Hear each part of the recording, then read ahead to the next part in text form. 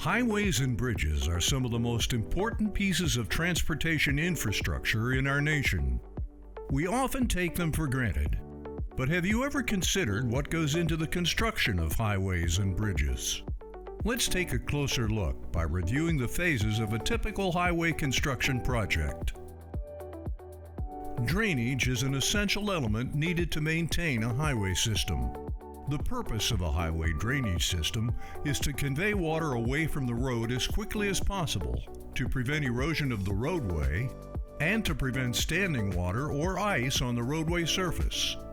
Heavy equipment is used to dig trenches, and then pipe and drainage systems are installed. Heavy equipment operators and laborers work to install pipe and drainage systems. Earthwork includes excavation of existing earth material and any placement of fill material required for constructing the embankment. Heavy equipment such as excavators are used to excavate material. In addition, large trucks are used to haul away or bring in material. Heavy equipment operators, laborers, and truck drivers are key workers in performing earthwork. The substructure of a bridge is part of the structure that is below the bridge deck. Parts of the substructure include piers, abutments, and wing walls. The substructure is built on foundations installed in the ground. Bridge piers are built using large metal forms that are put in place and then filled with concrete. Heavy equipment operators, carpenters, and laborers are used in building the substructures on highway construction projects. Concrete bridge beams can now be lifted by cranes and set in place on the finished piers and abutments. The beams are then bolted into place. Once this is accomplished, it's time to start building the bridge deck, which will provide the base for the bridge roadway. Heavy equipment operators and laborers work to set concrete beams for bridges.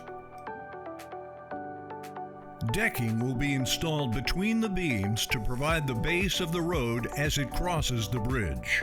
Before concrete can be poured for the bridge roadway, rebar is tied together across the decking. Finally, concrete is poured to create the main wearing surface on the bridge. Once that's complete, the concrete finishing work can be done.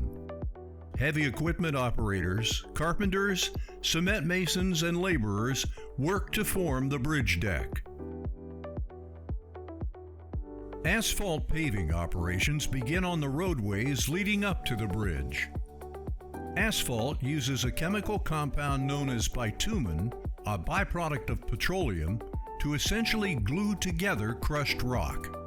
Once the asphalt is loaded into trucks, it is transported to the project site where it is dumped into hoppers located at the front end of the paving machines. This mixture is heated, laid, and then compacted to make the roadway surface.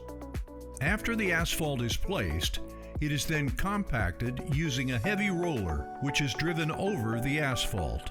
Concrete uses cement, water, and an aggregate like sand or rock. Concrete roadways are built by pouring concrete into forms used to carefully shape and smooth the road surface. Asphalt is less durable compared to concrete, but it's also far cheaper and faster to lay, especially for long stretches of road. Concrete, on the other hand, is highly durable, but it's very expensive and time-consuming to use for constructing roadways. The choice will depend partly on cost considerations, environmental conditions, and what the roadway will be used for. Heavy equipment operators, laborers, and truck drivers are key workers in asphalt or concrete paving operations. After all these construction phases are complete, the roadway can be opened to the public for use.